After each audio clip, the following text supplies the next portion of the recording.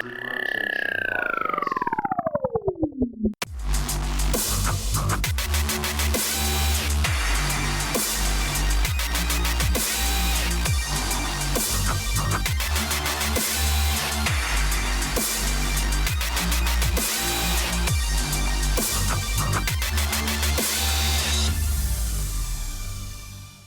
Hello, Free Rotation Nation. This is Chris here with our lovely director, Miss Angela. Hello. Hello.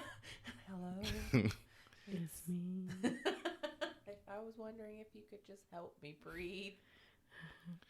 We good. Okay. Yeah, you're good. And our local pretty barrister, Miss Becula. Hi guys. Hey, welcome. Hi. Hey.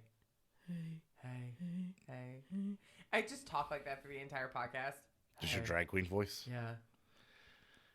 And this week we're going to be talking about some of the origins and lesser known traditions from everyone's favorite holiday, Christmas. Or, Jesus is the reason for the season. unless you're Jewish and then it's Hanukkah. Or not a Christian or Jew and then it's other things. But Christmas. This is America. Christmas. We celebrate them Christmas. Jesus is the reason. Yep. That's how I've learned it. It's all about Jesus because, today is today. Christmas is Jesus' birthday. Yep. Totally true. That's the story. Absolutely. I just love that everybody, I love hearing that saying, like, this is Jesus' birthday. And it's like, why were shepherds out in the middle of wintertime if So- that was the case? They say it's December 25th because I did a deep dive into this because I was actually curious as to how they decided. So there was a thing back in the day called Saturnalia? No, before that, or not. It's not even Saturnalia. It's called the divine calculation. Mm-hmm.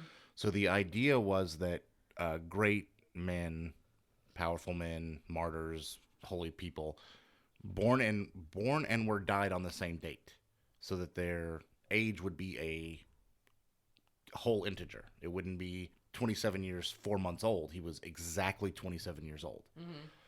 So the way they got December 25th was they decided that Jesus' crucifixion happened on March 25th. And if he was crucified on March 25th, that means that he would have been 9 months later, would have been December 25th. That's a lot of math just to figure out a date to give somebody who lived like 3,000 years ago. Well, it's just the math they used to use was they really believed that holy people born and died on the same exact date. So March 25th is his death date. So December 25th, December is where 25th, we got... 9 months later. Well, and I mean, we can kind of back it up a little bit. So if you don't realize that Christmas has been sort of, it's had its ups and downs in the last, I don't know, 400 or 500 years. Yeah. 1,000 years. Thousands of years. So as a pagan, we've practiced it a little bit differently, but just as an essential thing, December 25th was decided as the day to be Jesus's birthday. It was not the day in which they think that, or a lot of people don't think that he was born on December 25th, but it was helpful with the divine calculation, and a lot of it also fell into the fact that they were trying to convert pagans to Christianity back when Christianity was sort of coming into flux. So, and to play devil's advocate for that, there's no actual written anything that says that's the reason. It's just kind of an inference that people make.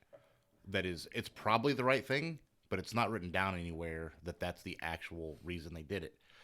Well, you don't want to have evidence of your plagiarism. Well, so here's the thing. They wrote down everything else. Sol Invictus was December 25th, and we say December 25th based on the Julian calendar, not the Gregorian calendar. December 25th is the winter solstice in the Julian calendar, but we go by the Gregorian, so it's December 21st. Mm-hmm. So we're actually 4 days off what the actual December 25th would have been. It sounds weird because we switched calendars so many times, but that's really, they put December 25th as the winter solstice, which is now the 21st. But people will say it was to convert pagans, but there's no written history of that. It's probably the right reason. Right. Like actually, factually the real thing. But And if you're wondering why there's two calendars, it's because Julius Caesar needed a month for himself. Yep. The man, So this is why. It's called July. Yeah. Surprise. But you deal with and again, it's based on an inference, but there's no actual written history of it. So people say, that they tried to convert Saturnalia into Christmas. Saturnalia was the festival of Saturn in ancient Rome. Saturnalia never went to December 25th. The longest it ever was from December 17th to the 21st, and then they shortened it to 2 days, and then Caligula made it back to the 20th or 21st. The history's kind of broken up on that. Yeah. But And if you think about it, Saturnalia isn't actually very.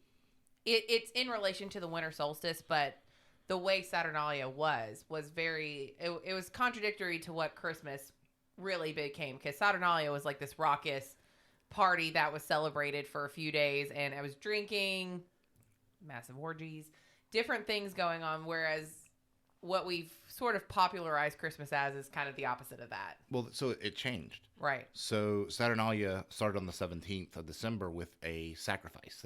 There were huge public sacrifices. Yeah.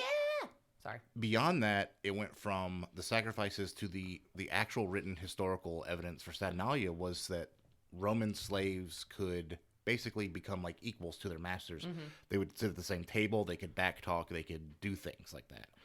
They could earn money, Yes. practice trades. Absolutely. Yeah. It was basically and it's hard to think about, but it was like a way of control via, like today, like The Purge. Like if you've seen the Purge movies. Yeah. It was chaos. It was 5-6 days of, we're going to let the rules go down. There should be no business conducted. There should be no money made from the business owners. But the slaves are equals and they can do whatever they want. Mm-hmm. They can punch you in your face. Absolutely. So even the written histories, and again, we're dealing with Roman history, it was all written by really well-to-do Romans who owned a bunch of slaves. So the histories are probably from a very specific perspective. So the histories are written from well-to-do Romans who did not have the slaves' perspective. So there are some of them, like Senatus, who wrote that during Saturnalia, supposedly the slaves were supposed to be able to eat at the same table with their masters, and the masters would serve them. But he's like, nah, none of my slaves could sit at my table. I would have the children serve them at their own table. The end. So really put the hierarchy of children into this. Well, it's not just that. It's still a form of control. Right. So the slave owners could still say, yeah, we're going to give you a little bit of fun stuff, but we're still in charge. Right. But it still lets off that steam, that aggression. It lets people not freak out and kill them, because if you're a slave owner in ancient Rome and you own 48 slaves, if they decide to murder you, you're thoroughly murdered. Mm-hmm. But you give them that outlet, and it's like the release that they can look forward to. It's hope. And that's a big thing. Yeah. I think a lot of the traditions we have now as in modern Christmas times and all of that stuff, that actually came more so from the Norse mythology for Yule. So Yule was the Norse equivalent to Saturnalia, but a little bit different. It was a big raucous party, but really what it was is they were celebrating the return of the light. The winter solstice is generally denoted as being the darkest night of the year. Yeah, darkest, longest. The darkest and longest night of the year. So in order to bring the light back into the world during the winter times, the Norse would light what was called a Yule log, which was just a big bonfire by historical standards. And a lot of it was actually done in sort of a field of evergreens, which is kind of where you get Christmas trees too. A lot of it was sort of this idea that if we bring light from the darkness, we will have a springtime and summertime come back. Yeah, and in their homes, they would bring in like the greenest, biggest tree they could find, Right. and keep it lit. And if it went out, and then across the hearth, they would place twigs and branches. Right. So it's Because cool. it's also protecting them. Right. Because there was a lot of ideas that that's where evil would spread, is during that dark night. Mm-hmm. What's cool is there's actually no written mention of the Yule log until like the 1530s. Mm-hmm. So they probably did it for 1,000 years before that. And it may have been so commonplace that they didn't bother writing about it, because like now, who writes about like when you go brush your teeth in the morning? Like it's just a thing. Well, and the thing about Norse stories and Vikings, a lot of the stories are not written it's oral. first person. It's a lot of what people observed during their time. A lot of it's written, third party written stories about what they saw Norsemen do, because they were not interested in writing down their stories. I think they were more interested in the conquer and burn aspect of things. Yeah, imagine all the history lost because they didn't write it down. Yeah. All of their explorations and But it's sort of interesting to see how people don't realize that a lot of these old traditions have. It's been thousands of years that these 'cause traditions have what been do you going think on. your Christmas tree is? Yeah, you really can't. It's sort of that thing of like everybody's so used to doing it that you don't really have an explanation for where it came from if you don't think about You it. light your tree, you put gifts under it, and what gifts go right back to Saturnalia. Right. You're giving gifts and other stuff. I mean, it's just a hodgepodge. And maybe it had to do with giving Jesus the frankincense. Well, so that's myrrh. what the Christians said. It was the frankincense, myrrh, and gold. That was what's called the Christian calculation, is where they would take and put their holidays close to pagan holidays or whatever local religion it was when they took over. So the Pope in the 600s said, hey, we should take all these pagan temples and convert them to Christian temples. Don't tear them down. Don't destroy them. Don't do away with the artwork, but make them parallel to the Christian religion. It's easier to have somebody come to your side if there's something similar. Hey, we do the same thing too. Well, you know, instead of just being like, take everything you don't like or you don't know and just throw it out, or everything you know and throw it out the window and come join our fun party. Well, it's the same thing with like Genghis Khan when he took over. You'd kill all the men, rape all the women, because sons would have a hard time rising up against their fathers. If they're connected to something that you're connected to, they won't try to kill you. Right. So when you make their holidays your holidays, they can still celebrate the way they're used to, because there's something about repetition in the human psyche that we're used to our traditions. Yeah. And when you try to do away with them, we will fight back. Well, that's why you see a lot of similarities in a lot of Christian holidays. I think a lot of people don't realize if you look at things that are very important, designations and important things in Christian holidays, such as like Easter. Yes, it's the rebirth of Jesus after 3 days, rising, resurrecting. But why are bunnies and Easter eggs involved? Well, that's because at the time, there is a literal pagan holiday in the spring called Astara, in which you celebrate the return of it's a fertility holiday. That's where people get pregnant. That's the pregnant time. So you don't really have an explanation as to why an Easter bunny is involved in a holiday that has to do with eggs when it's all about Jesus. Well, you do, because it's called Easter.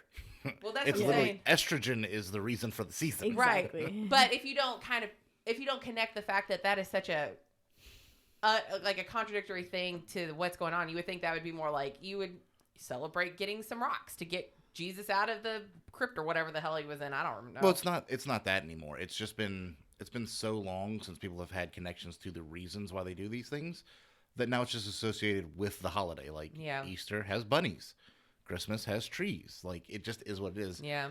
You don't think, hey, Halloween has gourds. Halloween has jack-o'-lanterns. Yeah. Because they're fun to carve and it's good for people. Not keeping spirits away. It's just fun for the kids. Although it is kind of fun to say Halloween has gourds. That's But that's what it was. Like they Yeah. literally had dried gourds. Now we have pumpkins and jack-o'-lanterns. A lot of the Christmas stuff, though, comes from Dickens, specifically Charles Dickens, trying to make it more family-oriented and home-oriented for Christians and less Saturnalia-like, where it was a drunken orgy of insanity. So if you take out, if you take after sort of the conversion of Yule and Saturnalia into sort of a Christmas tradition, it had Christmas prior to the whole 1800s Charles Dickens like family thing. It was a raucous party that at one point was banned in America. You couldn't have Christmas in America because of the puritanical standards. England banned it from like the late 1500s to the late 1800s. Right. They're like, nah, we're not doing this anymore. Right. I mean, when you have in like back in the day, which I think would be a lot of fun kind of now to do something like this, but where you would have the poor dress up as a rich man and come knocking on the doors of rich people to come in and be like, still do that in Greece. Yep. yeah, like you just come in, hey, open the door, let me eat all your food and drink all your wine. And if they said no, I mean, it was almost like trick-or-treating. I was really surprised to learn that in Greece, the kids still, and all their teens still go around knocking on doors and getting gifts from strangers and eating their food and literally getting figgy puddings. It's just holiday trick-or-treating.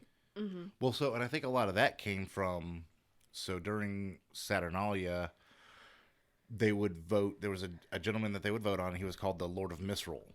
And basically he was like the carnival leader for all of Saturnalia. Think of what the Grinch was voted. Yeah. Yeah. But basically he would, and even in Britain, but they would lead a parade. And so in Britain, they would literally have jugglers and clowns and jesters and parades and tournaments, and he was in charge of it all. And he couldn't be royal born. That was the one rule for the Lord of Misrule. You had to be basically common blood. So they would vote on it. Somebody would become the Lord of Misrule, and basically you were the king of the holiday. Yeah. For 4 or 5 days, everything went through you. You could decide what happened. You were basically king for 5 days, which is kind of cool. Yeah. But I think it's also another form of control. Like, it's like winning the lottery. If you are a peasant and you're worried that, you're going to starve to death or it's been a harsh winter, you have something to look forward to.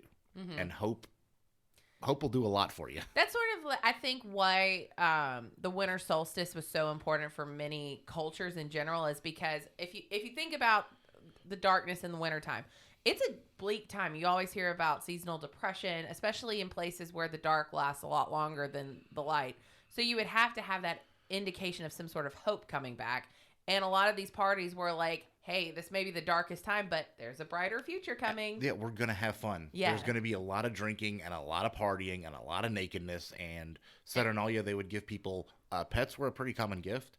So you give them puppies or birds or whatever. Like, just random people. It wasn't even people you knew. You just walk down the street and be like, hey, got you a puppy. The end. And Hey. it's like, thanks, bro. Another mouth to feed in the winter. Yeah, thanks a lot. I really needed another animal. That's exactly what I wanted. But it wasn't like they were giving gifts to their families. It was just random acts. And that was kind of the idea, was it was just everything had to be random. Yes.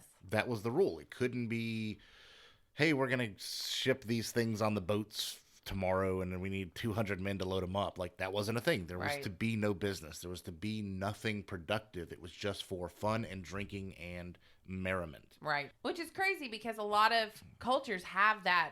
A lot of cultures have that same holiday. Holiday, but not really by what our standards of a holiday are. But I think a lot of people needed that because that same traditional festival. Yeah, you need something like that to sort of keep your people. If everything's bleak and awful during the winter time, who wants to try and live through the winter, especially if you live in a place that has a long winter? Well, it's also different. Like, we're talking about it today, but they also didn't have, heaters. Yes. Stored food. Yeah, they had what they farmed or what crops they had during the spring and summer is all they had for the winter. When we say the winters were bleak, we mean maybe we won't starve to death this winter. That's all. That was always an actual concern. Maybe we won't freeze to death if a harsh snow comes down. Cool. If we don't, there's a good thing coming. Yep. So it's just like life was so much harder back then. You had to have something bright to look forward to. Yeah. Or you might just go crazy and start murdering people. You might be a slave and decide, I'm tired of this cold shit. Well, and like if you flash forward to when it sort of converts over to Christmas, what you said earlier, it wasn't. It was designated as Jesus's birthday, but the traditions and what we see now, celebrating the reverence of Jesus being born, all of that different stuff, that wasn't what it was. It was just another. It was just another designation for a party. Yeah. Well, even then, Christmas was Christenmass, which is Christ's Mass, where they would drink. That was the idea. It was a celebration. Even then, people would get real drunk. Yeah. Which is kind of the reason it got banned in the first place, was people were getting real drunk and doing some real dumb shit. Well, Cromwell, when he took over England, banned it because he was very puritanical. So he believed that because of all the misfits and all that stuff that was whatever was going on during Christmas, the more important holiday to revere Christ was during Easter, because that was his resurrection. So for a long time, and especially coming into the United States when Puritans started moving into the colonies over here, there was no Christmas. There was no party. Puritans didn't believe in partying. So there was a huge ban on Christmas. And it wasn't until we had other immigrants coming from other countries that sort of brought those traditions back into the United States. And then the 1800s with Charles Dickens, and Washington Irving actually was also a big proponent of how Christmas became what it was. And let's not even get started on Santa Claus and how he wasn't a thing until Norman Rockwell. Yeah, that's right. Coca-Cola, man, it made it all the difference. But that's another tradition that stemmed from a different culture that was brought in and made part of Christmas. Yep. But even with the Yule log, I love Krampus.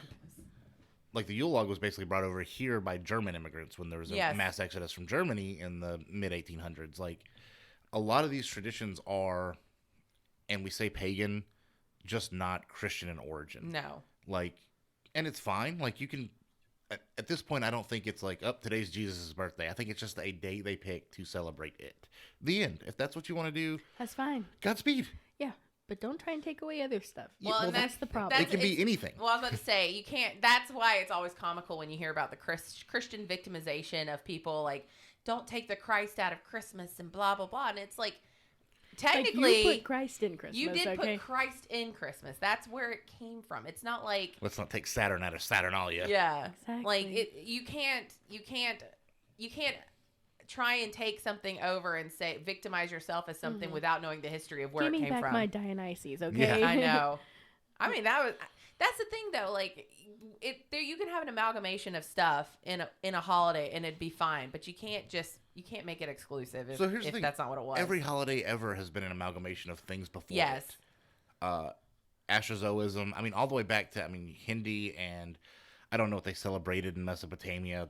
I couldn't begin to tell Yeah, you. because I'm sure the Vikings were influenced, Yeah. you know, and by something to Somebody have brought the Yule again. somebody saw a celebration of some kind. And were like, that seems awesome. We're gonna do that as well. Yeah. I also sometimes think it's interesting that, Vikings, it was the evergreen tree because it burned so brightly and it was so fresh. But where else do you see evergreens is in the United States as well. So there's a lot of connection there that there was a land bridge that got, just some random facts. Well, we do know that people created land bridges. Think Right. about the Bridge of Adam between Cambodia and India, I think.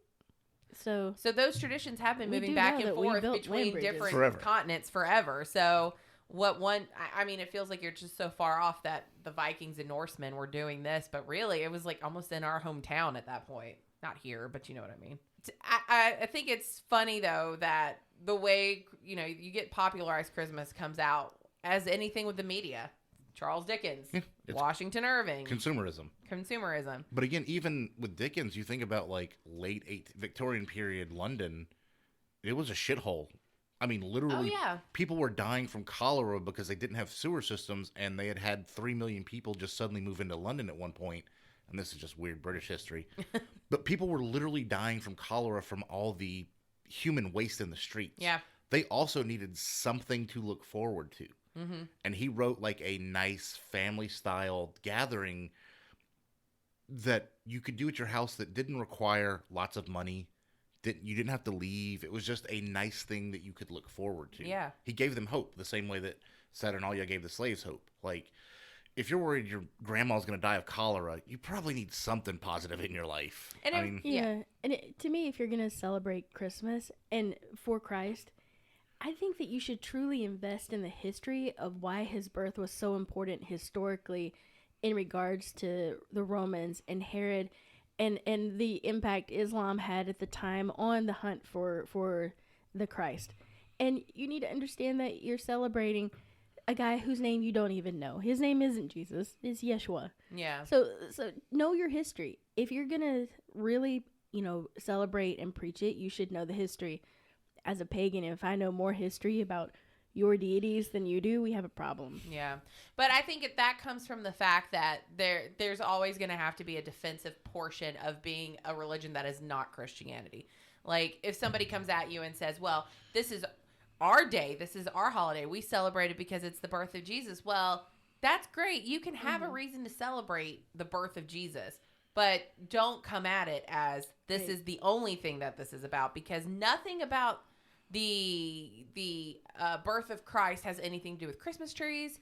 It doesn't have anything to do with It's politics. like caroling or anything to that effect. That all is something that came out from different centuries of celebrating Christmas and different holidays. Right. And his birth was political. It was more of a political upheaval, which I think is fascinating. But we can also trace the fact that he was born in the spring.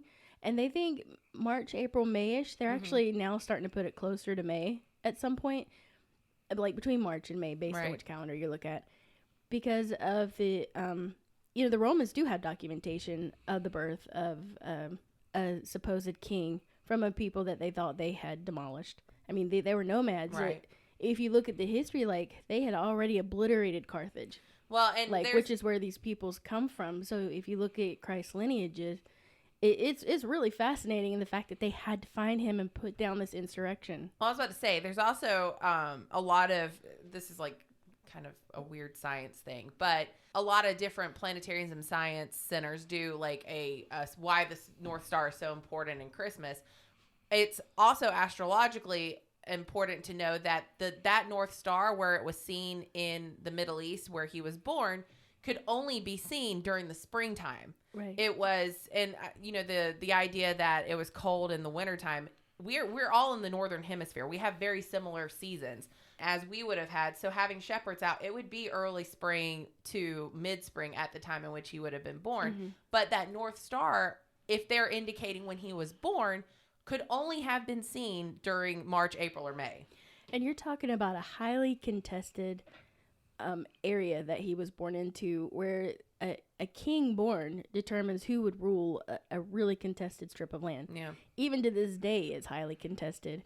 And the fact that he traced his lineage back to King David and King Solomon and that whole line is huge. And then on the other hand, at the same time Christ was born, you had the Islams who were continuously looking for Mecca and also looking for their savior. So Rome really had to shut this down. Mm-hmm. Maybe we should do a podcast on the history of Christ. Yeah. Like his historical, impact in the Romans. Yeah, because it could be one episode. I know there's a lot of historical impact, but there is a huge gap of time that's missing from the Bible, from his, teen years to when he's 12 to 32. Yeah. Basically, there's a whole gap of where did those books go? And they exist. They existed at some point. But Probably still do in the vaults of the Vatican. I was about to say, that's probably exactly that's where the they other would be. 96 Gospels are. They know for a fact that's where they're at. Right. That's where the Book of Mary is. But there is like historical and geopolitical context to why Jesus' story was so important. And the thing you have to remember is Christianity did not weather a storm for centuries. There is a point in which Christianity was nearly stamped out of Europe. And the only reason why it made a huge comeback was during the Black Plague, because people were thinking God was punishing them for being secular.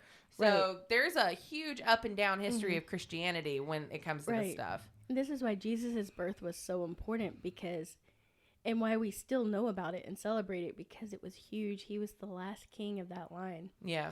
And I honestly wonder if he had never sat on that donkey and ridden through the city gates like a king, would they have killed him? Would they really have gone after him if he had just stuck to preaching? It is funny, though, that the amalgamation of Saturnalia has become a day that celebrates Christ, and those are the people that killed him. Yeah. So it's almost like an irony thing, but yeah, that's true. You think about it, it's true. Saturnalia was the Roman holiday, so now Romans, Romans, you killed the martyr who ended up taking over your world. Yep. Even though it was prophesized that he must die for our sins. That's a rewriting of history, in my opinion. He got murdered, but it's because he died for our sins. Or he didn't die to begin with. Well, there is a branch of Christianity that doesn't believe Jesus is equal to the divine God. That he is a God, but he is not the God. He's not a face of God. Right. What is that, the Branch Davidians who believe that? Oh, man, that was David Koresh. I couldn't begin to tell you what those batshit crazy people believed in. Which, by the way, I was just doing, I don't know why, I went on a deep dive of Ruby those. Ridge style? Yeah, that was crazy. The entire thing. Yeah, it was real bad. Did you know they had a necromancy war, him and another guy, to determine who would lead the Branch Davidians at Waco? Yeah. Who could bring back a woman who'd been dead for 30 years? Okay, I don't agree with the Branch Davidians, but that's kind of badass. Well, guess what? It failed. Okay. I mean, no shit. David Koresh couldn't bring people back from the dead. He couldn't even stop his people from being slaughtered. I was about to say. Well, he never showed up. By the way, his name is Wade Howe. Warren Howe. Wade or Warren. Anyways, he thought David Koresh sounded really cool because Koresh is a word for Cyrus, who is a Jewish to my king. dad's name, too. But, so he didn't show up, but the other guy's name was Warden. Warden did. And David Koresh went to the police and was like, hey, this guy just dug up a dead body. You should go arrest him. So they did. Of course, the guy failed at resurrecting. So they went and arrested him, and he cussed out the judge and went to jail. And David's like, guess I'm the leader because there's no one here to challenge me. Right. That's how cult leaders work. Yeah, that's pretty smart. I mean, Jesus resurrected. It's smarter than trying to resurrect a 30-year-old dead body. Yeah, absolutely. And then he was like, guess what? Nobody can have sex but me. He thought he was the lamb who would bring about Armageddon. Yeah, he was the resurrected Well, Christ. he did in Waco. He was cuckoo. Yeah. Yeah, he was. Well, Most most cult cult leaders leaders are. are. Jinx. Okay, getting back on the Christmas thing, but I think that I always love talking about this stuff because I feel like even in our modern times, with having the internet and all that stuff, people just don't know. Like, where did the red guy or the guy in a red suit come from? He just didn't pop up one day as part of like Jesus. Yeah, it was just a Dutch thing. Santa Claus might come and bring you a gift. And then Norman Rockwell was like, you know what? We need to give people something. And Coca-Cola was like, let's sell Coke. A polar bear and Santa Claus. I'm down for it. Works like a charm every year. It did. It's every adorable. year. By the way, those polar bears drinking Coca-Cola, I want a Coke. Well, I was about to say it's when if there was a poll done, I think a few years ago. Oh, look, Coca-Cola. Well, there we go. I was about to say it's when a poll was If done. you'd like to reach out and sponsor us, Coca-Cola, we're here for it. Yeah, we live in Atlanta. We are support literally we go to the Georgia Aquarium all the time. I'm holding a Coke in my hand right now because I enjoy your delicious products. Yeah. Yeah, that cleans battery acid off cars. Hey, man. We don't have to don't say care. anything about that. That's fine. But there was a poll done of like the most iconic advertising people recognize day to day, and the Coca-Cola Polar Bear Santa Claus is one of the most iconic ones. I think it was All in the top time. 5 Yeah. of all time. Yeah. Everybody recognizes it, and if you see it, you're like, oh, that's Coca-Cola. Like it was a good ad thing, and it worked. There are tribesmen in Africa that are like, Coca-Cola. They fucking know it. Like, everybody knows it. Yeah. So No. I want to keep that in just because. Okay. The Homer Simpson. No coughing. But and it's only been in the last, I think, maybe 100 years. No, a little bit more now because we're in the 2021s. That it's such a now commercialized holiday on top of it. This whole giving gifts and Black Friday and the chaos that is Christmas shopping. Which is fine. I'm down for it. I'm Yeah. down to give people gifts and spoil the shit out of them. But I would do that every day of the week if Yeah. I could. So here's the thing. Like, if you want to celebrate it for Jesus, celebrate it for Jesus. Celebrate it for whatever reason you want. It doesn't matter. I just think history is important. And Yes. I don't care if you... And If you know it's a context. tree or a Yule log or where your mistletoe is coming from, I don't care if you actually know it. I just think it's important for me. Oh, which, by the way, the mistletoe, huge. I just think it's an important part of knowing why we do the things we do Yeah. is studying the history. So knowing why we have Christmas trees, knowing why we have Easter bunnies that lay chocolate eggs. I've never seen a bunny lay an egg. Well, and I'm thinking about like, you always A have cream-filled chocolate you always egg, have which is- Christmas dinner and like feasts and stuff like that. That was because most people didn't have food during the winter. Well, that was the feast they had. That was the feast they that had was to- part of it. Just to look forward to. There's always gonna a get to connection. eat. Yeah, Hope. exactly. Yeah. Hope. Hope would Exactly. keep them going. Well, we've done an episode on this already, but my favorite holiday tradition always is going to be Krampus, and I can't get over Krampus. There's an episode, we've done an episode on it, but it's just the metal part of Christmas. It's the best part. Yeah. Well, I mean, it's been toned down. You just get coal now. You don't get dragged away. Dragged to hell to become the coal. Yeah. Yeah, you just get a piece of coal. And everybody sort of like jokes about Krampus now, but I feel like if people don't understand like the whole Santa Claus, the whole Santa Claus idealism did not exist in a lot of cultures. That was something that came about from the whole Saint Nick idea in the Dutch, and then other countries had like, hey, here's the devil coming after you. There's always got to be an antithesis to good. Stop fucking up. He will drag you to hell. Yeah, that's exactly where the whole tradition of Santa Claus is. If you're a bad kid, you get coal comes from. Krampus would drag you to hell. Well, and it is interesting. Like, if you used to hear the hoof prints on your roof, it was Krampus, and they changed that to it's Santa Claus reindeer hooves, but it used to be Krampus hooves. Let's stop terrifying the children. Yeah, let's change this into something good. Although if you But look you at know a what? lot They of, should be well, I was gonna terrified. say if you look at a lot of European countries, they still have these festivals of these creepy like creatures. Krampus faces, yeah. Not even Krampus. They have other like creatures that represent. My brain has literally gone to fog exactly what we talked about. But they have these creatures that would literally go after children during the holiday time, and like if you didn't give them something, they would come after you. Yeah, but imagine if you were a parent. And imagine it's 2 a.m. December 24th, and ice cracks on your roof. Which one are you going to be happier with? Your kid waking up because it's a reindeer, or your kid screaming their head off because Krampus is I coming would to love drag it. them to hell? I would tell mine it's Krampus. I would. This is why I've never had kids Nope. because I would. It's reindeer. I need my sleep. Go back to bed. Yeah, I'd be like, yeah, Krampus after your little. Well, that's sort of Yes. my thing. Like at the same time, like people who have the elf on the shelf and all of this stuff, like the magic of Christmas, like isn't that kind of traumatizing to kids too? At the No, same because time? they made it fun for them. It's just a different form of control. Yeah, but when they finally find out, like, oh, my mom and dad were lying to me, all those like little gingerbread houses that my elf timber built. You know, it was my parents up at 2 o'clock in the morning cursing at each other, talking about why they need to get a divorce. I don't think too many kids are gonna be upset that their parents were doing things for them. I don't know. I feel like when I found out about the lie of Santa Claus, I felt like my parents betrayed me. They lied to me. I did not. I felt like, But I found it. I found my Christmas gifts. My parents were still trying to tell me Santa existed, and I found it. So I was like, y'all are fucking liars. Told you Becky was Snoopy. I was 8 when my dad told me. So No, my dad did not tell me. I learned in kindergarten. It was one of the first things we talked about. Santa isn't real. Yep. I'm like, oh, okay.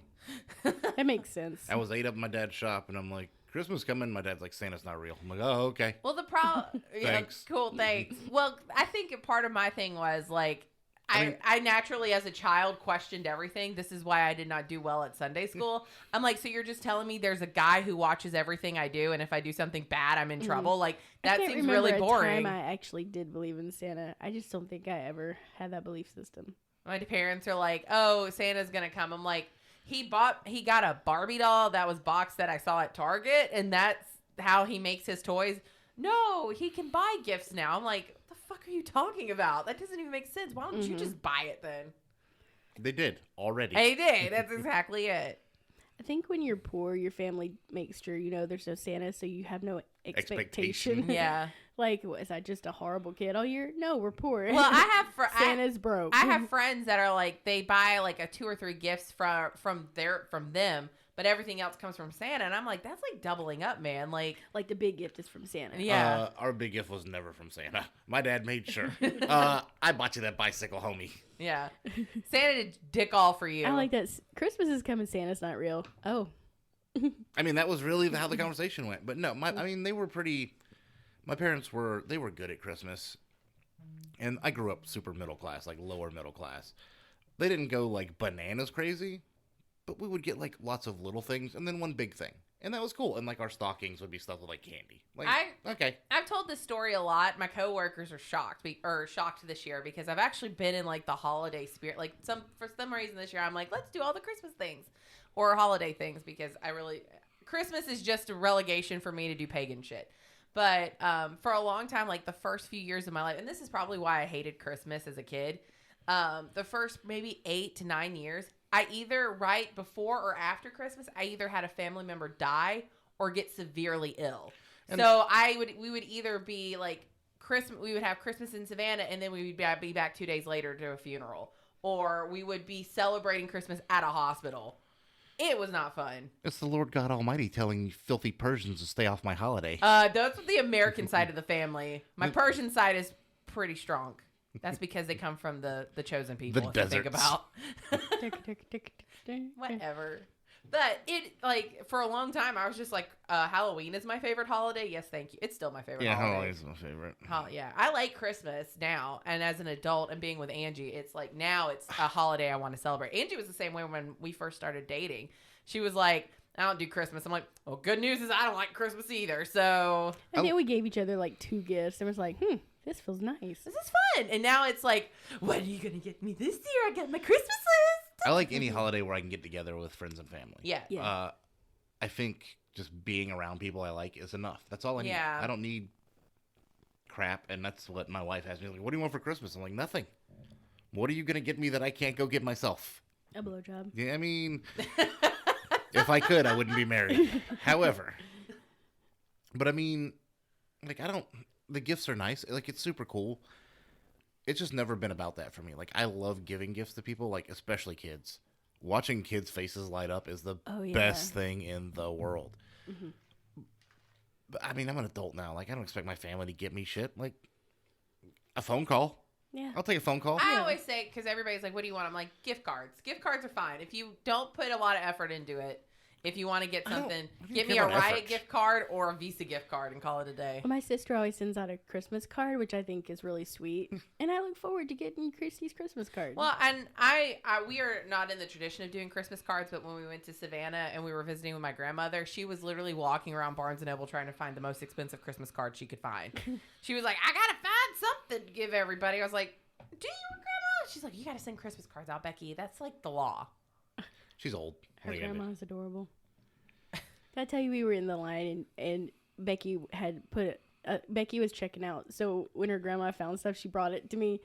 Like, I'm standing in line and suddenly I get 3 more things to buy.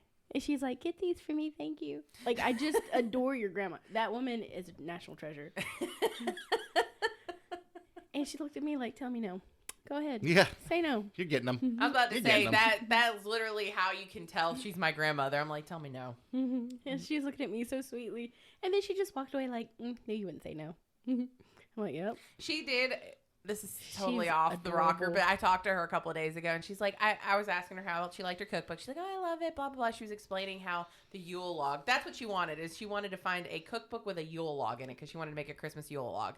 And she was like, I put your name in the book, so if anything happens to me, it goes back to you. I said, Grandma, it's okay. I'm not going to use that cookbook. She's like, Becky, you bought it, and it is going to you. I'm like, okay, thanks. And she said that in the car, too. Yeah, but she wrote my name in the book. Oh, she literally like did. wrote my name in it. It's like, well, I don't know who wants to fight over the joy of cooking, but sure. You never know. Can she spell your last name? I'm just saying I can't, and I've known you for years. I'm hoping she does because my mother has been married to my father for, I don't know, 30-something years. Does that mean your grandma can spell that long, drawn-out bullshit? Funny story, Grandma knew my dad before my mother because she was a bank teller and she opened his Opened his first account. bank account. Aw, So that's And she how couldn't they knew each other. understand it, so she was telling us the story. that sounds about right, by the way. She Yeah. couldn't understand him, so she had to have him write everything down that he wanted. Yep. Yeah, she can't spell your last name. It's a small world after all. She doesn't spell my last name. It just says Also, Rebecca D. Another Yeah. funny story is my grandma is the one that told me when I was 12 and traumatized me when I was doing my family tree that my mother had been married before my father. Did not know that. So I look at my little family tree because my grandmother had to do the family tree for us because we had to get it from our grandmothers or our grandparent if they were alive or somebody in the family. And she had done this family tree and I said, Grandma, who is this guy? And she's like, oh, my mom, I could see her face that like, no. She was like, that was your mom's first husband. And I was like, my life is a lie. I remember driving home from Savannah and like, do I have other siblings? Mom was like, no, you don't have other fucking siblings. I'm like, you lied to me for 12 years. Oh, Dad's not my real dad. She's your like, mom's yes, just that a is slut. No, but Oh, in God. hindsight, really, it was because she had an abusive husband and she had divorced him. That's what ended up happening. But I prefer Chris's take. I know. But like, I'm like, you have 4 more kids. I'm not the oldest. Were you and Dad cheating? All this different stuff. And it was the longest 4 hours for her. I know that because I just was like, Where are my brothers at? where's my family? I have more why would you not? Does Dad have a wife in Iran and I didn't know it? Like, she was just like, I am going to murder my mother. I can see your dad being like, yes, but I left that bitch there. Yeah, he says that all the time. He makes that joke. But Yeah, absolutely. 100% can see it. yeah. Yeah. How would they ever come find Yeah. him? I mean, it's over. She'll never get the visa. Yeah, marriages don't count from Iran. My dad didn't even know when he was born because they don't have birth certificates, so or they didn't when he was little. When you Good born? story. I think it was the spring. That's literally what my grandmother He's- says. Yes. Jesus. My dad celebrates his birthday in July, and his mom's like, I think you were born in the spring. He's like, well, you don't fucking remember. She's like, I don't know. She said, I know it wasn't hot outside. It's literally the conversation. I'm like, why do you put it in July? I think when he got here, they just picked a date for him.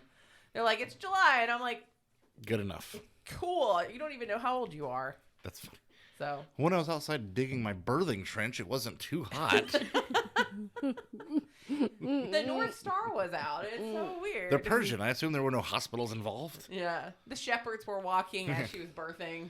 They took that big, long, hooked cane and jerked the umbilical cord off.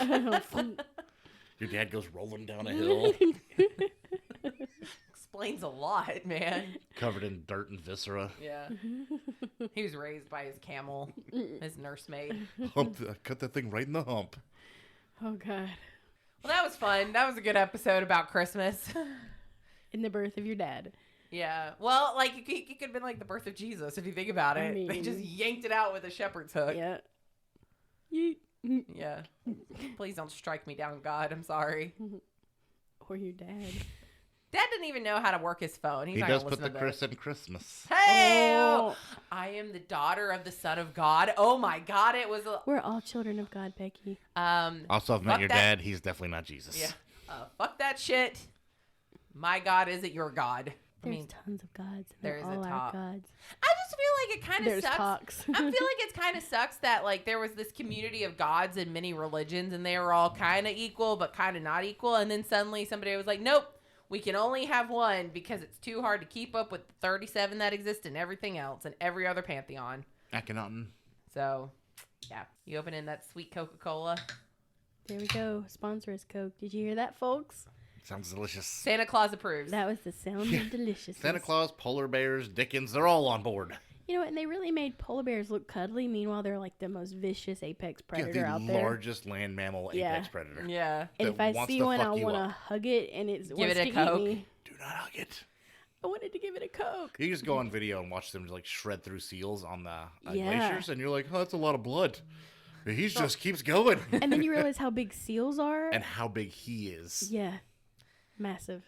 Oh, God. Scary. Well, I hope you all enjoy Christmas. We'll have another episode Saturnalia. before with Yep. that. But 'Cause we need to talk about Hanukkah, too.